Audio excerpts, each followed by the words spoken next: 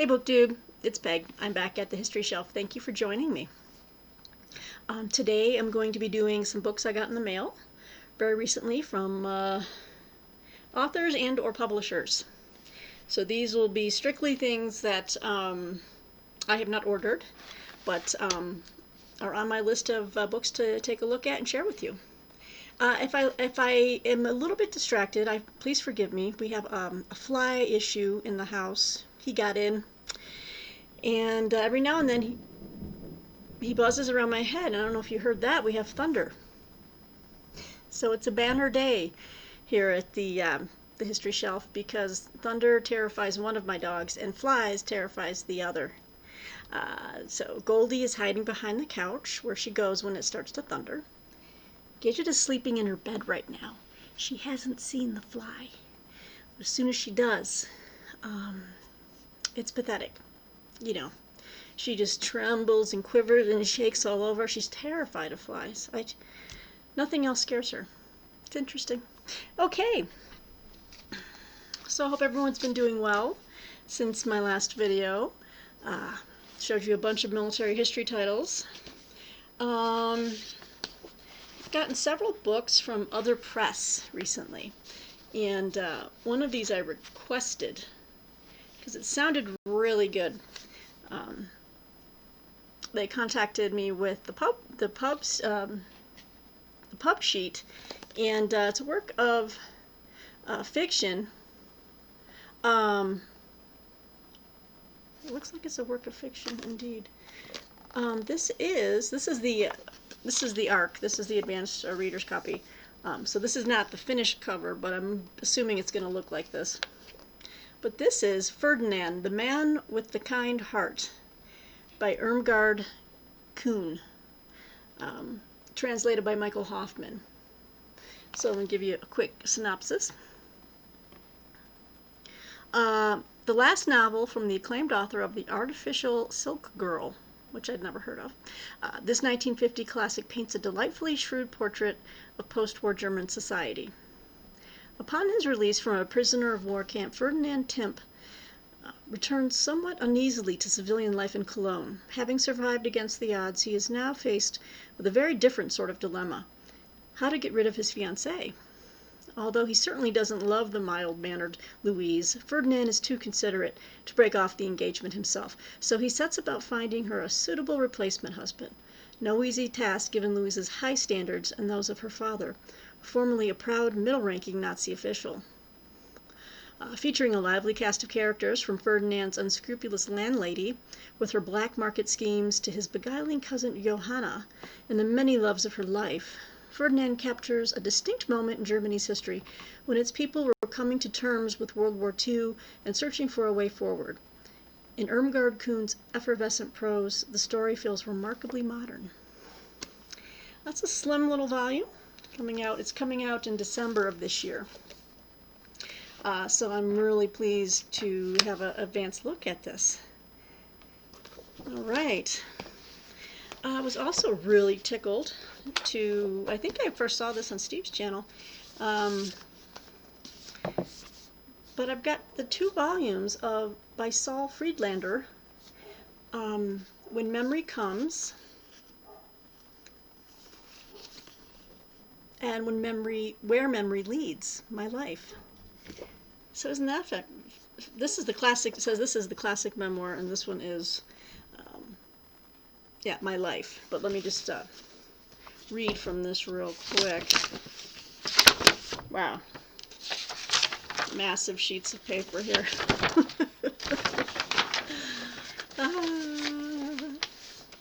Let's see here. Okay, wow, this guy's won the Pulitzer, the MacArthur, and the Dan David Prize. He is historian Saul Friedlander. He was the author of the seminal The Years of Extermination, Nazi Germany and the Jews, 1939 to 1945. But he became internationally recognized when he first published his memoir, When Memory Comes, in 1977. So this is a reissue. Nearly 4 decades later, he wrote a new memoir, Where Memory Leads, My Life, which bridged the gap between the traumatic ordeals of his childhood and his present-day reputation as a monumental contributor in the field of Holocaust studies. Other press simultaneously published a reissue of When Memory Comes, featuring introduction by Claire Massoud, alongside his new, wholly original memoir, which received wide praise, including from the New York Review of Books, the Wall Street Journal, Financial Times, and The Nation, when it published, and is now being offered in this trade paperback edition. So this is just going to be really, really good. Start with When Memory Comes. Let's say 4 months before Hitler came to power, Friedlander was born in Prague to a middle-class Jewish family.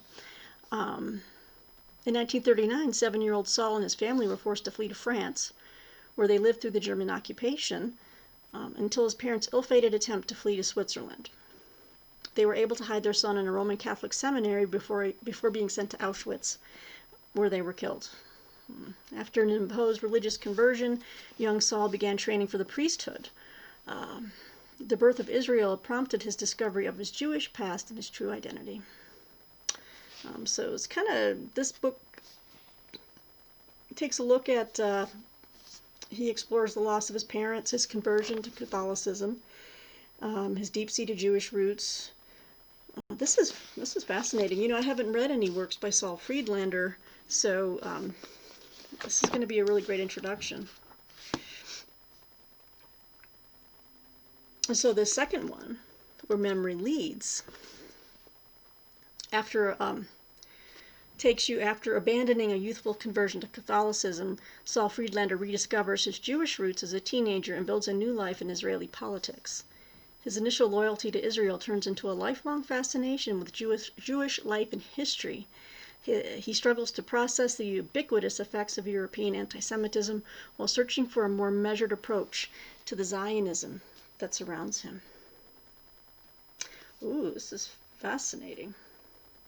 So, yeah, I'll take a look at these, and looks like I've totally missed his Pulitzer-winning, what they call his masterpiece, The Years of Extermination, Nazi Germany and the Jews, 1939 to 1945. I have not read that one. So, beautiful reissued versions by other press. So, really happy to have those. Let's see when I can start getting on top of those. I have 5 more books to show you. Maybe I should, they're all history except for one which is a historical fiction. Maybe I'll just show that now for fun, lighten things up a bit. So this came from Minotaur Books. I think Macmillan is the parent company. But I got The Fate of a Flapper by Susannah Hawkins. And this is the second book in her series. I haven't read the first one, which was Murder Knocks Twice. But I have started dipping into this already, and I rather like it. I love historical fiction. Anyway, if I like this one, I'll go back and read the first. All right, so after 9 months as a cigarette girl at the Third Door, one of Chicago's premier moonshine parlors, Gina Ritchie feels like she's finally getting into the swing of things. The year is 1929. The Chicago Cubs are almost in the World Series. Neighborhood gangs are all powerful, and though prohibition is the law of the land, the Third Door can't serve the cocktails fast enough. 2 women in particular are throwing drinks back with abandon while chatting up a couple of bankers, and Gina can't help but notice the levels of inebriation and the tension at their table. Well, when the group stumbles out in the early morning, she tries to put them out of her head. But once at home that night, Gina's sleep is interrupted when her cousin Nancy, a police officer, calls. She's found a body. And then we just go down from there. Yeah. So this looks kind of fun. Minotaur Books has been, they've been doing a lot of really good mystery collections lately and reissuing some other mystery authors. So, as well as putting out new fiction. So this is going to be a nice treat because I do enjoy my mysteries and historical fiction. So, I've caught the fly. One moment, I need to let it outside.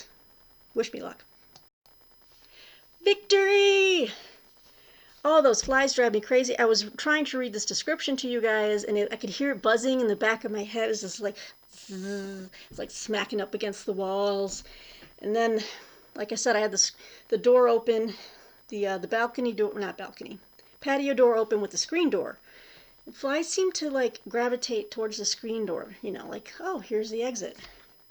You just have to wait for them to get on the screen, and then you got to creep up behind and slam that door shut. And then you can slowly open the door and push the screen door and get them out. And Gidget didn't even notice, so yay. And so far, no more thunder. So, hopefully Goldie will come out of hiding soon. Okay, so we had those 4 books that I just showed you. I'm really intrigued by this book as well. The author contacted me, and I was able to get a review copy. It has been... It was blurbed by one of the books I recently reviewed on Poland by Roger Morehouse. Roger Morehouse gave a great blurb for it, and it sounds really intriguing. This is called Murg, the true story of one World War II soldier's selfless act of valor that one town never forgot, by Peter Lyon. And this is put out by TFE Publishing. Lots of pictures in front and a map. But Roger Morehouse said it's a memorable and poignant micro-narrative from World War II. A hugely moving story, elegantly told. And again, I've mentioned Poland, 1939, the outbreak of World War II, which I reviewed for Open Letters Review. It was a great book. Fabulous. So, Morehouse is, when I saw that he had really highly recommended this, I said I would love to read this. So let me give you a description. George Mergenthaler had it all. Young, charismatic, strikingly handsome, a gifted athlete, an Ivy League graduate who spoke fluent German and French. Merg, as his friends called him, was also the sole male heir to a vast family fortune. However, in December 1941, after the Japanese attacked Pearl Harbor, none of that mattered.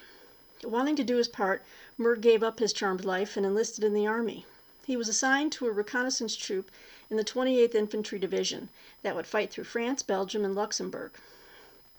In mid-November 1944, after 2 weeks of horrific, bloody fighting in the Hurtgen Forest, the battered and battle-hardened 28th Infantry Division was sent west to Luxembourg for some much-needed R&R. Merg and the rest of the recon troop were sent to the small town of Eschweiler, where the soldiers quickly bonded with the townspeople, sharing their homes, meals, hopes, and dreams.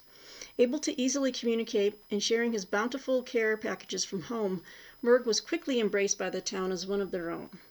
For that brief period, life seemed almost normal. The idyll was shattered a month later when the Germans launched a surprise attack through the Ardennes forest. The Battle of the Bulge had begun. Eschweiler, along with the rest of Luxembourg, was about to be overrun by the rapid German advance. Forced to retreat from Eschweiler, the recon troop drove into the spearhead of the German advance in that sector.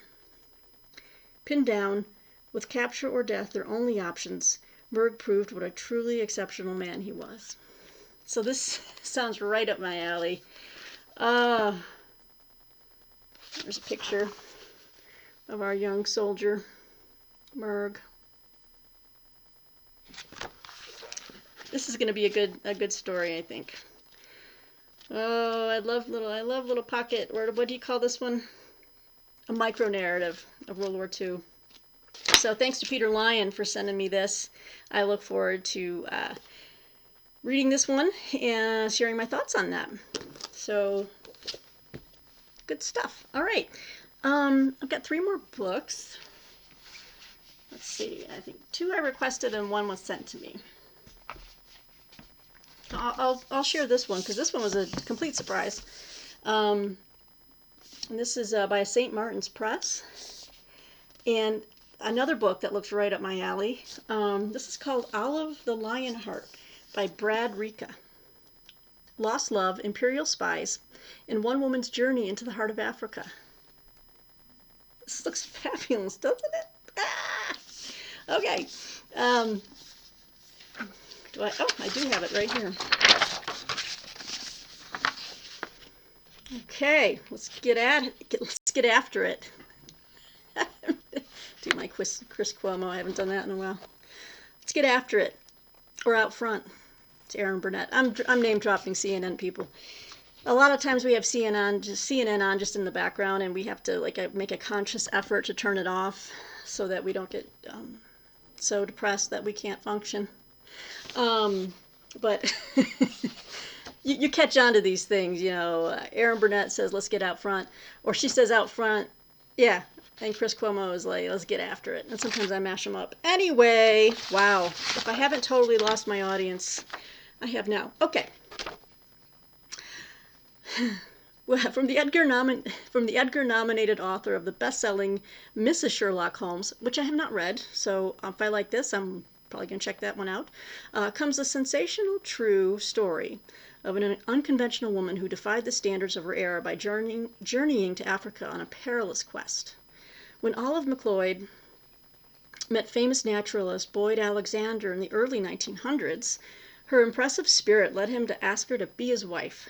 Shortly thereafter, the naturalist encountered serious trouble during an expedition to West Africa in 1910.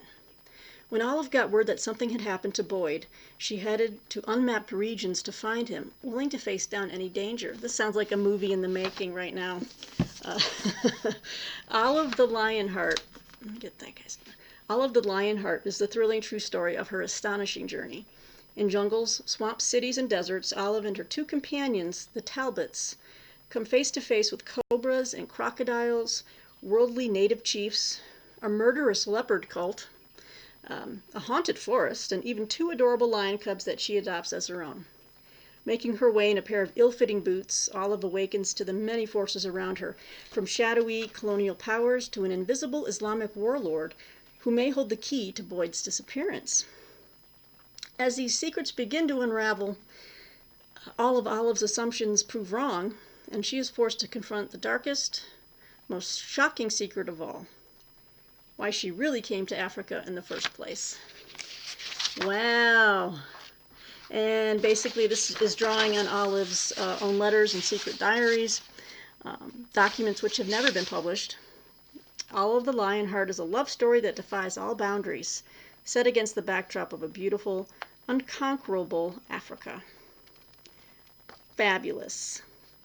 And I guess this book is set to release next week, August 11th. And it is by St. Martin's Press. So I am just tickled to death to get this.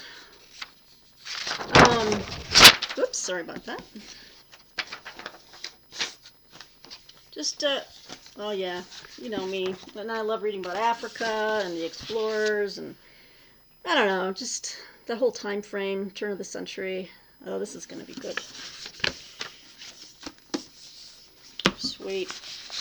Never lack for some historical reading here at the History Shelf. Nor should I. Nor should you. I hope that you guys are just fun, I hope from these videos that you just are rediscovering or discovering for the first time that history can be fascinating and fun and, different times heart-wrenching and inspiring. And I just hope, I hope I'm providing, some good recommendations for all you guys out there. Oh, and I've seen this book. This book has been on my radar. Again, I've been talking praise University Presses. I love them, and LSU Press is one of the best when it comes to Civil War books and studies. And I saw this many, many months ago and put it on my radar for when it released, which it just did. I think it just released either in late July. Yeah, I think it was late July. LSU Press. This is The War Went On. Reconsidering the Lives of Civil War Veterans, edited by Brian Matthew Jordan and Evan C. Rothera. And just look at that picture. Look at all these old veterans. Wow. And this is a naked dust jacket, right? It's just printed right on there. It's got that semi, grippy feel to it. It's beautiful.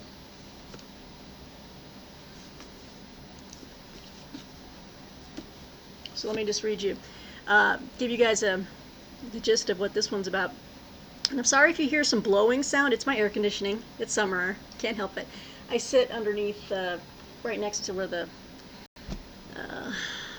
vent kicks on and all that. So anyway, in recent years, Civil War veterans have emerged from historical obscurity. Inspired by the recent interest in memory studies and energized by the ongoing neo-revisionist turn, a vibrant new literature has disproved the once obligatory lament that the postbellum lives of Civil War soldiers were irretrievable. In The War Went On, Reconsidering the Lives of Civil War Veterans, 15 of the field's top scholars provide a nuanced and intimate look at the lives and experiences of these former soldiers. Contributors examine the lives of Union and Confederate veterans, African American veterans, former prisoners of war, amputees, and ex-guerrilla fighters, considering post-war political elections, veterans' business dealings, and even literary contests between one-time enemies and among former comrades. Isn't that great? Let's see what some of these give you some idea of. We've got some of the essays. Oh, this one looks really good. The Trials of Frank James. He was the brother of Jesse James, just so you know. Guerrilla veteranhood and the double edge of wartime notoriety. And then they have like quotes for some of the essays, like, let us everywhere charge the enemy home. Army of the Potomac veterans and public partisanship, 1864 to 1880. The men are understood to have been generally Americans in the employ of the liberal government. That's a quote. And that the essay title is Civil War Veterans in Mexico, 1865 to 1867. And then just some standard titles are Speaking for Themselves, Disabled Veterans in Civil War Medical Photography. That's fascinating. Loyal Deserters and the Veterans Who Weren't, Pension Fraud and Lost Cause Memory. One is called Lost to the Lost Cause, Arkansas's Union Veterans. That's fabulous.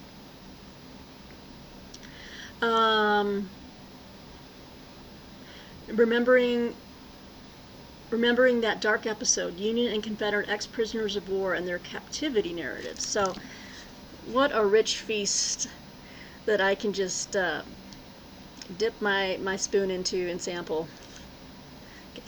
Guess you know it's getting near dinner time. I use those analogies. I love it. It's a nice broad sampling of different topics, but I've always been curious about what happened to the veterans after the war, what they went on to do, how they saw their service, how they saw the country as it, really just changed all around them. I think one of the studies I'm really interested in, and I think I only have one book on it, and I need to pull that out sometime and show you guys, but I'm really interested to know. I don't think there's been a lot of study on this, and if someone out there knows that there is, please tell me, but the study of shell shock among Civil War veterans, I mean, for the most part, many of these men were very tight-lipped. They didn't really, and if they did talk about the war, it was very sanitized and very written in martial, vainglorious terminology. But a lot of men were psychologically damaged by what they saw and what they did, what they experienced. So I've been intrigued by that, and I've always been on the hunt for books that discuss that aspect of the Civil War soldier. Okay, and the last book. I know this will please one of my friends, my viewers out there, Kara. I'm going to shout you out a couple times. I have another video coming up. I think there's another book you're going to enjoy seeing, but this is a brand new book talking about my interest in all things Russia. Brand new book, and it's a bit of a chunkster. But this is Putin's People: How the KGB Took Back Russia and Then Took on the West, by Catherine Belton. And this is put out by Farrar, Straus and Giroux, another one of my favorite publishers. This just came out in June, uh, middle of June. Um, so look at this. Ooh, and I love the cover. Ew, look at all those eyes, just like watching you. That's what they do. KGB. Nothing's changed. All you need to know is that the president of Russia spent most of his life in the KGB, and you can't tell me that doesn't tell you everything you need to know. They're not Boy Scouts. That's all I'm saying. Okay. Interference in American elections, the sponsorship of extreme politics in Europe, war in Ukraine. In recent years, Vladimir Putin's Russia has waged a concerted campaign to expand its influence and undermine Western institutions. But how and why did all this come about, and who has orchestrated it? In Putin's People, the investigative journalist and former Moscow correspondent Catherine Belton reveals the untold story of how Vladimir Putin and the small group of KG men surrounding him rose to power and looted their country. Delving deep into the workings of Putin's Kremlin, Belton accesses key inside players to reveal how Putin replaced the freewheeling tycoons of the Yeltsin era with a new generation of loyal oligarchs, who in turn subverted Russia's economy and legal system and extended the Kremlin's reach into the United States and Europe. The result is a chilling and revelatory expose of the KGB's revanche, a story that begins in the murk of the Soviet collapse, when networks of operatives were able to siphon billions of dollars out of state enterprises and move their spoils into the West. Putin and his allies subsequently completed the agenda, reasserting Russian power while taking control of the economy for themselves, suppressing independent voices, and launching covert influence operations abroad, ranging from Moscow and London to Switzerland and Brooklyn's Brighton Beach, and assembling a colorful cast of characters to match. Putin's People is a definitive account of how hopes for the new Russia went astray, with stark consequences for its inhabitants and increasingly the world. Indeed. Talk about corruption. Oh, and here's our author. Oh, lovely lady. It's Catherine Belton. Thank you very much. All right. This has been blurbed to high heaven. This is the U.S. edition. It's already been out in the U.K., so it's been blurbed everywhere pretty much. But oh man, I can't wait to get my greedy little fingers in here and start reading. All right, guys. Well, shoot. Let's see if I can do a stack pyramid. So yeah, we got Putin's People. The war went on. Reconsidering the Lives of Civil War Veterans, LSU Press, by the fabulous people at LSU Press, and from St. Martin's Press, a really intriguing new book, Olive the Lionheart by Brad Rika. One woman goes to Africa looking for her man.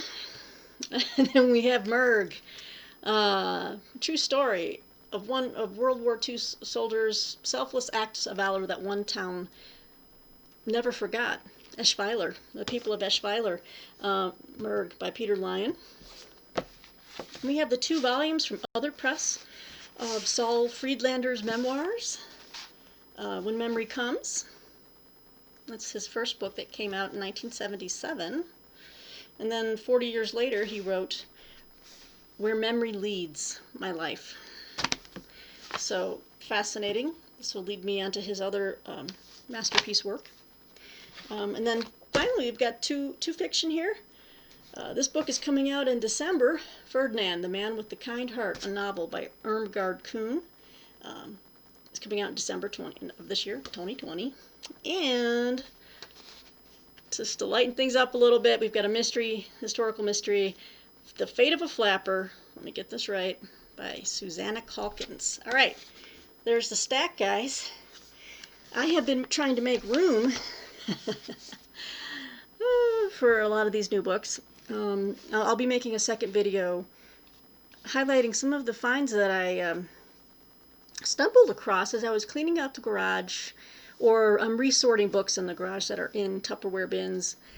And we bought new shelving units for the garage that will hold up the bins, bring them up off the floor, and just stack them in a nice orderly way. I've got the see-through Tupperware now where I can look in and see which books are in there. And I found a bunch that I'm donating, so I've purged about 2 boxes. Yeah, 2 boxes are purge material, so I'm mentally somehow saying it's okay if I get more books because I'm purging these. But anyway, still need to make some space on the shelves for these. In the meantime, I'll make a video to show you guys what I found out in the garage. It'll be just a fun little show and tell.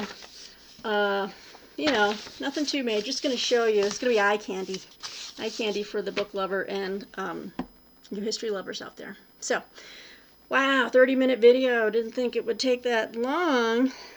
But hey, thanks for hanging with me. I'm glad I got that fly. All right, well now it's time for dinner. I hope you guys are having a fabulous night.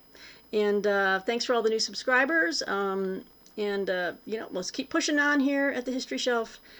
And let me know what you think of these books. If you have any recommendations based off of these. If there's something that you know that I do not, please share. I love learning. All right, BookTube, I will talk to you soon. Take care. Bye.